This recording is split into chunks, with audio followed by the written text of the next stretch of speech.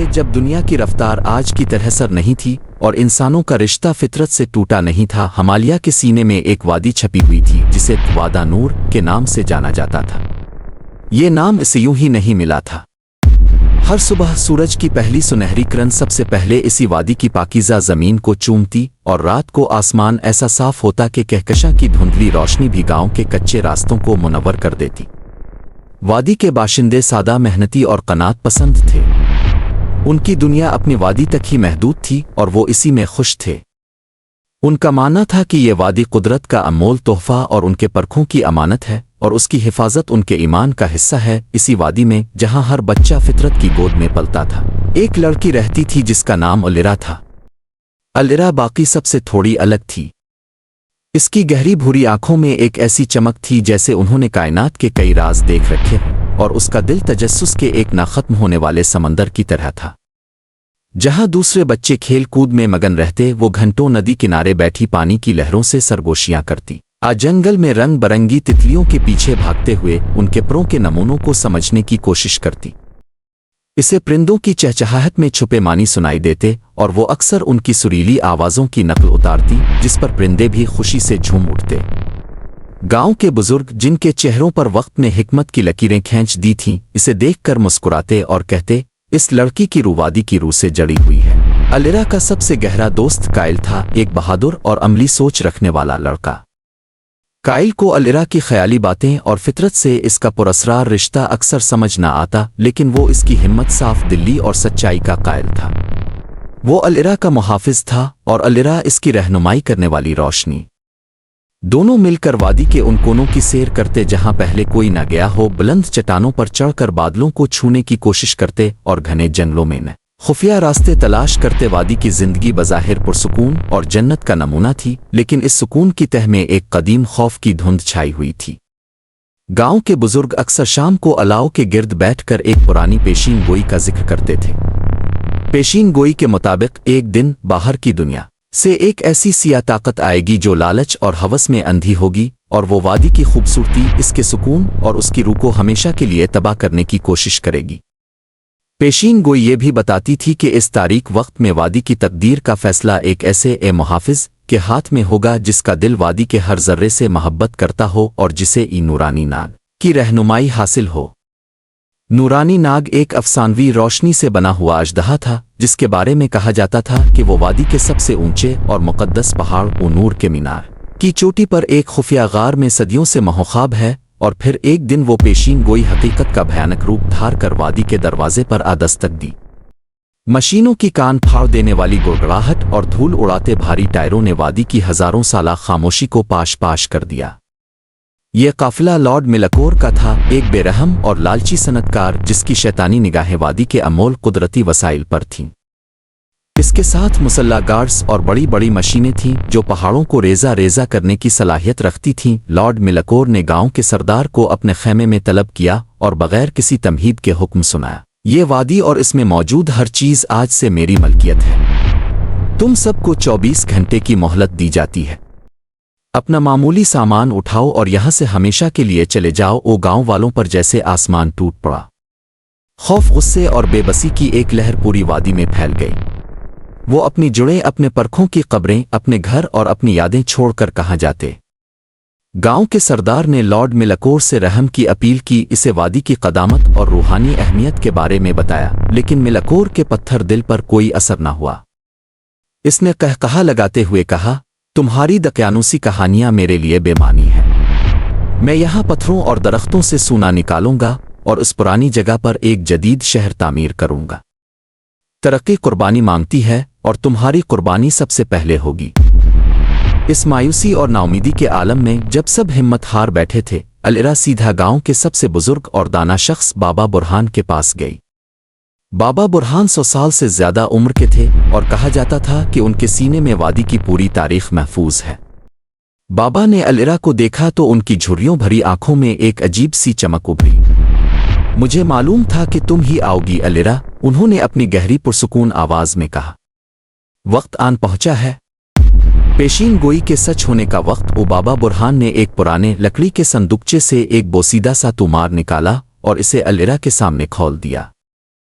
इस पर नूरानी नाग की एक शानदार चमकती हुई तस्वीर बनी थी। बाबा ने बताया कि नूरानी नाग महज एक कहानी नहीं बल्कि वादी की मुहाफिज रूह है, जो सिर्फ इसी शख्स के सामने खुद को जाहिर करता है जिसका दिल लालच, नफरत और खौफ से पाक हो। उन्होंने कहा, अल-इरा, सिर्फ तुम ही इसे तलाश कर सकती हो क्योंकि तुम्हारा दिल वादी की धड़कन के साथ धड़कता है। उन्होंने अल-इरा को एक कदीम नक्शा थमाया जिस पर नूर के मीनार तक जाने वाला खुफिया और खतरनाक रास्ता बना हुआ था, एक ऐसा रास्ता जिसे सदियों से किसी ने इस्तेमाल नहीं किया था। अल-इरा के अंदर अज़्म का एक तूफान उमड़ आया। इसने फैसला कर लिया कि वो अपनी आखिरी सांस तक अपने वादी के लिए लड़ेगी। इसने काइल को अपने मंसूबे के बारे में बताया। काइल को पहले तो ये सब दीवानगी लगा, एक अफसानवी अजदहे की तलाश में जाना जबकि बाहर एक हकीकी खतरा खड़ा था। लेकिन जब इसने अल-इरा की आंखों में अटल यकीन और अपने वादी के लिए बेपनाह मोहब्बत की जोत देखी तो इसका सारा शक पिघल गया। इसने कहा, अगर ये रास्ता पागलपिन है तो मैं भी तुम्हारे साथ ये पागलपिन करने को तैयार हूँ। बाब दुवम। नूर के मीनार का सफर अगली सुबह, जब अभी आसमान पर सियाही फैली हुई थी और सितारे अलविदा कह रहे थे, अल-इरा और काइल अपने मुकद्दस मिशन पर रवाना हो गए। उनके पास खाने पीने का थोड़ा सामान था, लेकिन उनके दिलों में हिम्मत और उम्मीद का एक लामहदूद खजाना था। नूर के मीनार का सफर किसी भी तरह आसान ना था। नक्शा उन्हें ऐसे रास्तों पर ले गया जो आम इंसानों की पहुंच से दूर थे। उन्हें एक ऐसे जंगल से गुजरना पड़ा जहां दरख्त इतने घने थे कि दिन में भी रात का गुमान होता था। फिर उन्हें एक ऐसी नदी को पार करना पड़ा जिसका बहाव इतना तेज था कि बड़े बड़े पत्थर भी इसके सामने ठहर नहीं पाते थे। सफर के दौरान अल-इरा ने अपने अंदर गैर मामूली तब्दीलियों को महसूस करना शुरू कर दिया। इसे ऐसा लगता जैसे हुआ इससे सरगोशी कर रही हो, इसे आगे के खतरात से आगाह कर रही हो। एक जगह जब वो एक गहरी खाई के किनारे पहुंचे जहां आगे कोई रास्ता नहीं था और वापसी भी नामुमकिन लग रही थी, अल-इरा मायूसी के आलम में घुटनों के बिल बैठ गई। इसने अपनी आंखें बंद की, अपने हाथ जमीन पर रखे और पूरी सच्चाई से वादी की रूह को पुकारा। इसने मदद मांगी। काइल ने अपनी आंखों से जो मंजर देखा, इस पर इसे यकीन न आया। जमीन से मजबूत और मोटी बेलें किसी सांप की तरह सरसराएं और चंद ही लम्हों में खाई के एक सिरे से दूसरे सिरे तक जड़कर एक कुदरती पिल बना गईं। काइल हैरत और खौफ के मिले जले तासुरात से अल-इरा को तकने लगा। इस दिन इसे यकीन हो गया कि अल-इरा वाकई कोई आम लड़की नहीं, बल्कि वो इस वादी की मुंतखब करदा मुहाफिज है। कई दिनों की मुसलसल मशक्कत, भूख और थकन के बाद आखिरकार वो नूर के मीनार की बर्फपोश चोटी पर पहुंच गए। वहां एक वसी चमकती हुई आबशार बह रही थी जिसके पानी से कौस कज़ा के रंग फूट रहे थे। नक्शे के मुताबिक गार का रास्ता इसी आबशार के पीछे था। हिम्मत करके जैसे ही वो पानी की ठंडी तेज धार के पीछे दाखिल हुए, उनकी आंखें हैरत से खिली की खिली रह गईं। वो एक ऐसी गार में खड़े थे जो किसी ख्वाब का हिस्सा लगती थी। गार की दीवारें और छत देव कामत चमकते हुए क्रिस्टल से बनी थीं, जिनसे एक नर्म नीली और बनफशी रोशनी फूटकर पूरे माहौल को पुरअसरार बना रही थी। गार के मरकज में एक छोटी सी झील थी जिसका पानी ऐसा साफ और चमकदार था जैसे किसी ने आसमान से लाखों सितारे तोड़कर इसमें घोल दिए हों। और फिर इसी झील के पानी से एक वजूद उभरा। ये नूरानी नाग था। वो किसी आम सांप की तरह गोश्त पोस्त का नहीं था, बल्कि खालिस बहती हुई रोशनी और तवानाई से बना था। इसका जिस्म शफाफ था और उससे किरणें फूट रही थीं। इसकी आंखें दो चमकते हुए सितारों की मानिंद थीं, जिनमें सदियों की गहरी हिकमत और सुकून था। वो इतना अजीम और शानदार था कि अल-इरा और काइल के मुंह से एक लफ्ज़ भी ना निकल सका। वो बस मबहूत खड़े इसे देखते रहे। नूरानी नाग ने किसी खौफनाक जानवर की तरह धाड़ने के बजाय एक गहरी, सुरीली और गूंजती हुई आवाज में बात की जो अल-इरा के दिमाग में बराह रास्त सुनाई दे रही थी। खुश आमदीद वादी की बेटी, वो आवाज आई। मैं सदियों से तुम्हारा ही मुंतजिर था। अल-इरा ने हिम्मत जमा की और बोली, ये अजीम मुहाफिज, हमारी वादी खतरे में है। एक लालची इंसान इसे तबाह करना चाहता है। हमें आपकी ताकत की जरूरत है। नूरानी नाग मुस्कुराया और उसकी मुस्कुराहट से पूरी गार मजीद रोशन हो गई। ताकत मेरे पास नहीं अल-इरा, असल ताकत तुम्हारे अंदर और इस वादी के दिल में है। नाग ने अपना सर झील की तरफ झुकाया और पानी के अंदर एक बड़ा दिल की शक्ल का क्रिस्टल चमकने लगा। ये वादी का दिल था। ये क्रिस्टल इस वादी की जिंदगी की कुव्वत है, इसकी रूह है। ये फितरत की ताकत को अपने अंदर समेटे हुए है। मैं सिर्फ इसका रखवाला हूं। पेशीन गोई के मुताबिक सिर्फ एक पाकीज़ा दिल ही इस क्रिस्टल की ताकत को सकता है। जाओ इसे अपने हाथों में लो। अल-इरा ने कांपते हुए कदमों से आगे बढ़कर ठंडे पानी में हाथ डाला और इस दिल नुमा क्रिस्टल को छुआ। जैसे ही इसकी उंगलियों ने क्रिस्टल को मिस किया, एक सफ़ेद रोशनी का धमाका हुआ और अल-इरा को लगा जैसे वादी की हज़ारों साल तारीख, इसका हर दरख्त, हर फूल, हर जानवर और हर कतरा आब इसकी रगों में समा गया हो। इसे लगा जैसे वो खुद वादी बन गई है। जब वो वापस गांव पहुंचे तो मंजर दिल दहला देने वाला था। लॉर्ड मिलकोर के आदमियों ने गांव के किनारे पर दरख्त काटना और जमीन खोदना शुरू कर दिया था। गांव वाले बेबसी से एक तरफ खड़े अपनी मीरास को तबाह होते देख रहे थे। उनकी आंखों में आंसू और शिकस्त थी। लॉर्ड मिलकोर अपने गार्ड्स के झुरमट में खड़ा अपनी तबाही का तमाशा देखकर कहकहे लगा रहा था। इसी लम्हे अल-इरा और काइल हुजूम को चीरते हुए सामने आ गए। मिलकोर ने अल-इरा को देखा और तंजिया अंदाज में कहा, वो देखो, एक छोटी सी बच्ची हमें रोकने आई है।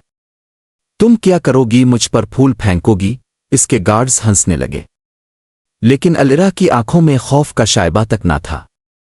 इसके चेहरे पर एक ऐसा सुकून और एतमाद था जो दुनिया की किसी फौज को शिकस्त दे सकता था। इसने खामोशी से आवादी का दिल अपने सीने से लगाया और आंखें बंद कर लें।